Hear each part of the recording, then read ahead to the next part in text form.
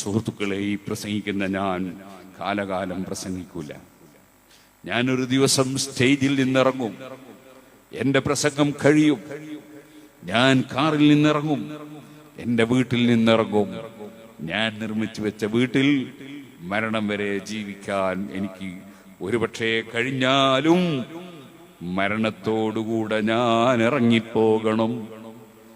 എന്റെ വാഹനം മാറ്റണം, ഞാൻ മയ്യത്ത് കട്ടിലിൽ കയറണം, എന്റെ വസ്ത്രങ്ങൾ അഴിച്ചു വെച്ച് പോകും, എന്റെ മോതിരം ഊരിപ്പോകും, എന്റെ വാച്ച് അഴിച്ചു വെച്ച് പോകും, എന്റെ സ്ത്രീകളെ നമ്മുടെ സ്വർണങ്ങളെല്ലാം ഊരിപ്പോകും, അലിക്കത്ത് മുറിച്ചു പോകും, അല്ല വസ്ത്രങ്ങളെല്ലാം ഊരിപ്പോകും.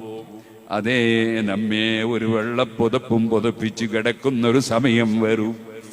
ആ കിടക്കുന്ന കട്ടിലിന്റെ മേലെ ഉറുമ്പ് കയറാതിരിക്കാൻ കട്ടിലിന്റെ കാലിന് മണ്ണെണ്ണയിൽ മുക്കിയ തുണി ചുരുട്ടുന്നത് കണ്ടിട്ടില്ലേ? ഓ സുഹൃത്തുക്കളെ, ഇന്നലെ വൈകുന്നേരം വരെ എടുത്തു ചുംബിച്ച പേരക്കുട്ടിയുണ്ട്. ആ പേരക്കുട്ടി മരിച്ചു കിടക്കുന്ന ഉപ്പാപ്പയെ കാണാൻ, ഉമ്മാമയെ കാണാൻ ഓടി വരുമ്പോൾ ഇന്ന് രാവിലെയും ഇന്നലെ വൈകുന്നേരവും ഒക്കെ ചുംബിച്ച ആ മകൻ സമീപത്ത് വരുമ്പോൾ കാരണവന്മാര് കുട്ടിയെ പിടിച്ചു മാറ്റുന്നു. കുഞ്ഞൻ മയ്യത്ത് കണ്ട് പേടിച്ചു പോകുമെന്നൊക്കെ പറയുന്നു. ഇങ്ങനെ ഒരവസ്ഥ എനിക്കും നിങ്ങൾക്കും വരാനുണ്ട് കേട്ടോ.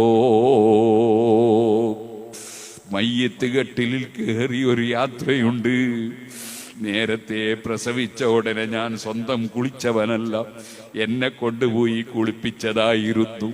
ഇതുപോലെ ഞാൻ മരിച്ചു കഴിഞ്ഞാലും എനിക്ക് അവസാനത്തെ യാത്രക്കൊന്നൊരുങ്ങാൻ സ്വന്തം കുളിക്കാൻ കഴിയില്ല. എന്നെ മറ്റുള്ളവർ കുളിപ്പിക്കുന്നൊരു സന്ദർഭം വരും, മറ്റുള്ളവർ എനിക്ക് തുണി പുതപ്പിക്കുന്നൊരു സന്ദർഭം വരും, എന്റെ മൂക്കിനും കണ്ണിനും തൊള്ളക്കുമൊക്കെ പരുത്തി വെക്കുന്നൊരു സന്ദർഭം വരും, എന്നെ അതാ എടുത്ത് കൊണ്ടുപോകുന്നൊരു സന്ദർഭം വരും.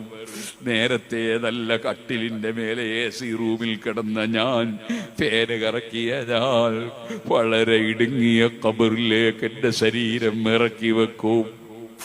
അവരതാ സമീപത്തുള്ള ആളുകൾ രണ്ട് കൈയും കൂട്ടിയിട്ട് മിൻഹാ ഖലഖ്നാകും വഫീഹാ നുഈദുകും വമിൻഹാ നുഖ്രിജുകും താറതൻ ഉഖ്റാ. ഈ മണ്ണിൽ നിന്ന് നിങ്ങളെ പടച്ച റബ്ബാണ് നമ്മൾ.